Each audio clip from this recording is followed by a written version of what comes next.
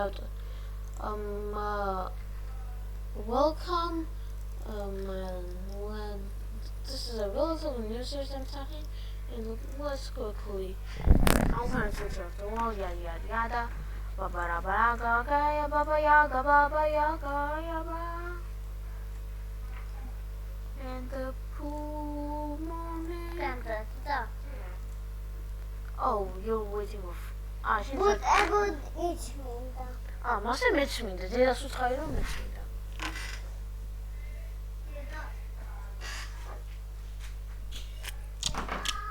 I drank an empty glass. It was a mug actually. Sorry, it was actually a mug. Okay, let's start. The world right now is while a lot of people might want you to think it's actually doing terrible. It currently stands at a crossroads between stagnancy and chaos. There is no.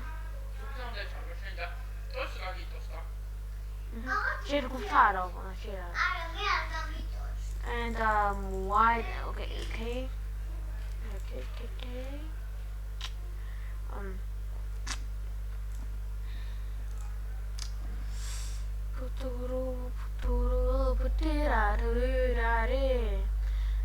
And the world currently stands at a crossroads. We have is the usual Palestine situation, Ukraine, Russia, and lots of different things. And so for the first few years we'll not really be doing anything. So by 2027 we'll start. Okay, in 2026 Ukraine is able to have a massive push through limiting Crimean resources. However, this was mostly due to desperation, allowing Russian troops to quickly take over the north. The north is now. Ukraine now would be forced to flee out of Crimea and to deal with this new Russian threat.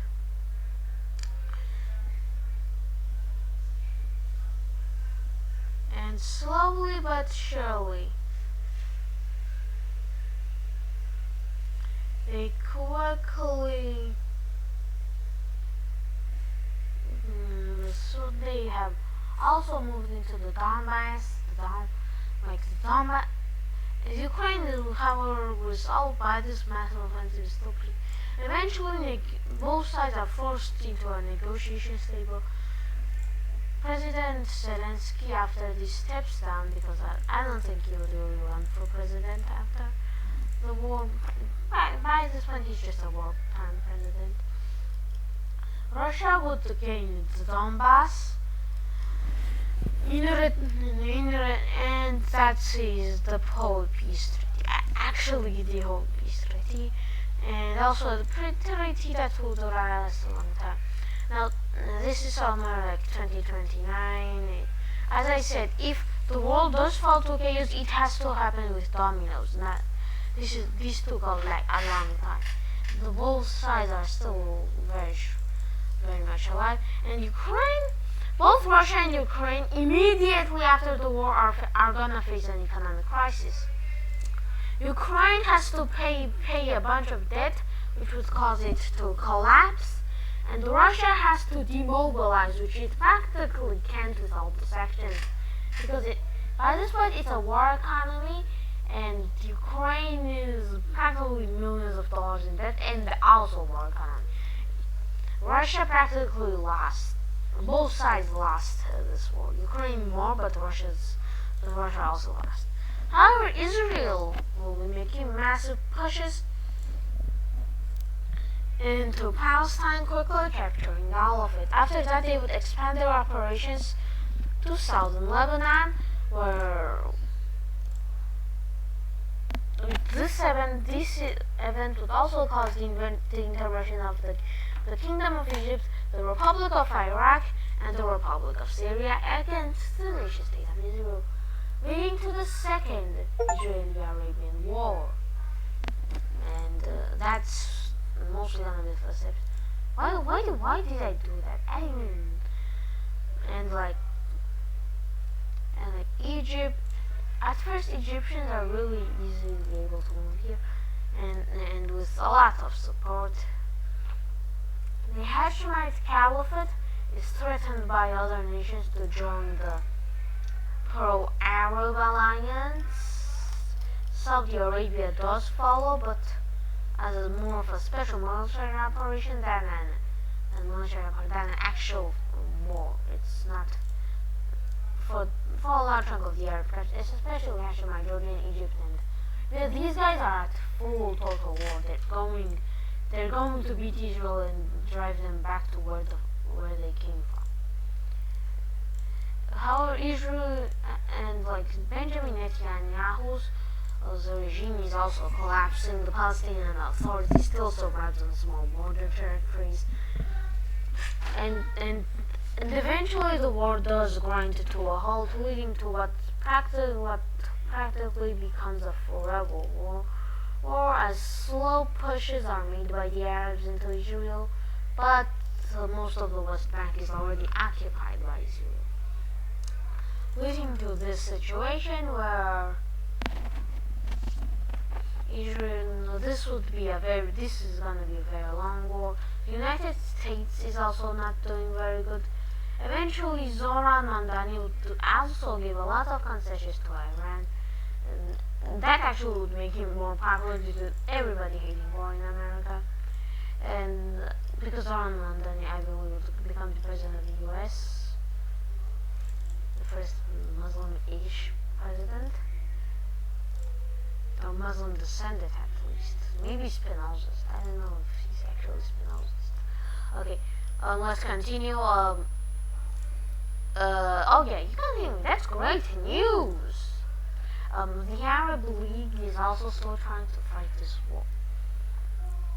Israel has also been funding multiple separatist movements. Even though Turkey would this would start with the Rojava revolt. The Assyrian and Kurdish revolutionaries would also restart the wars with Iraq and Syria. They are already at war. A lot of this, however, not many other instabilities were able to be formed. Aside from, I guess, ISIS breaking out. In a massive push, a bunch of the ISIS detention center quickly collapses. And as the ineffectiveness of both sides in the Arabian War causes Islamist extremists to quickly rise into the failing governments of both nations, and Iraq quickly becomes under the control of the Islamic State. A global intervention is launched against the state itself, but now it's stronger than ever, as the Arabs are more focused on fighting the forever war. Eventually, ISIS quickly takes over that, and eventually would establish negotiations to stop all of this. The Alawite in the peace treaty, the Alawite coast would become a free nation state, not under ISIS control. A large chunk of the Rojava would also gain independence. Same with and the same goes for Kurdistan. But a lot of area does go to the Islamic State, which in return joins the Arabs. This is mostly for PR, as this is a massive movement.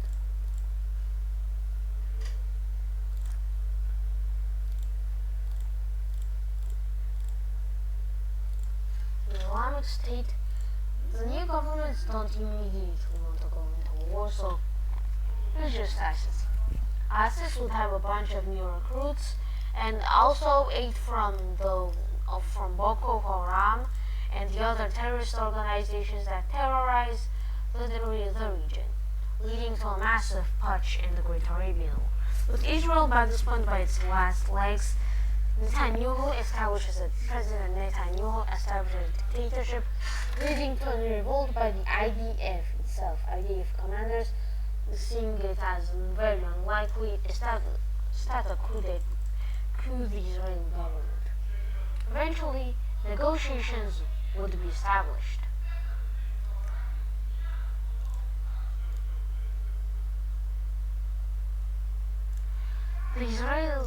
This new Israeli government would be authoritarian but not totalitarian. A lot of Israel would mostly give up its southern territories and a massive chunk of land to Lebanon.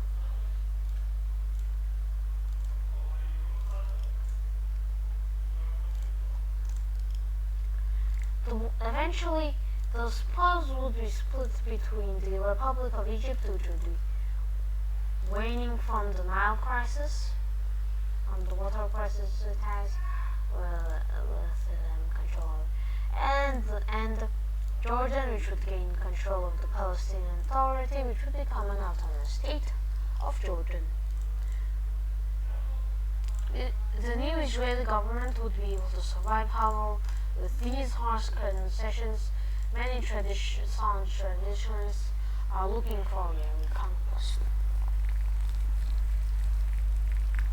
After the war, a bunch of Christian zealots, also funded by the Greeks and even more traditionalist Americans or neo-traditionalist Americans, start an uprising in Lebanon where they coup d'etat the government.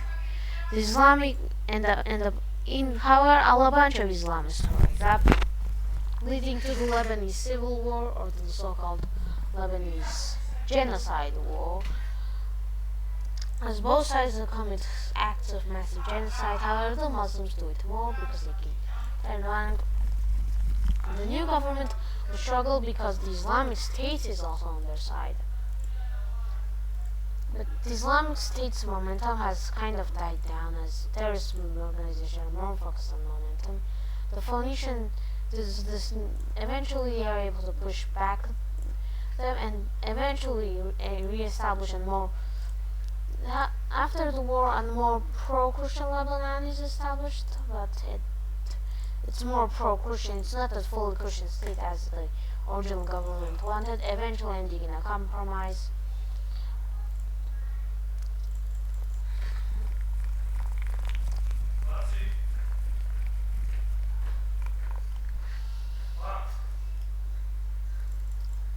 The Turks would also establish an Allah, and that's actually pretty much for this. Oh yeah, I forgot about West Africa. I was talking about those terrorist organizations. Well, their power is actually weakening. Well, except for Niger. Niger is also a terrorist state. All terrorist states are gonna be this color. These colors mean terrorist states.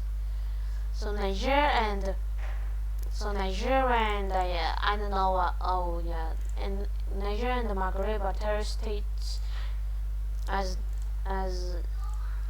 the West African terrorists quickly solidified themselves in the Niger, but Air quickly declares independence, causing the tribe of Air to quickly declare independence.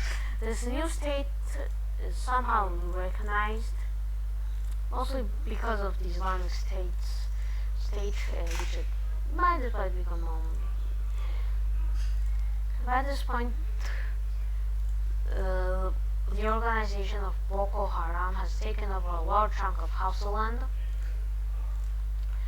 And Boko Haram is also making a lot of momentum due to the new springing of Islamist states. But eventually the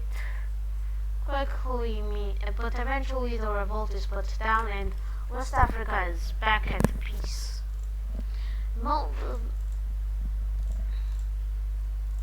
Niger state also quickly gets conquered by Nigeria, who quickly invades it and falls. And yep, that's actually gonna be the video. We were ending in in the year of our Lord 2033-ish, like the early to mid 2030s. That's where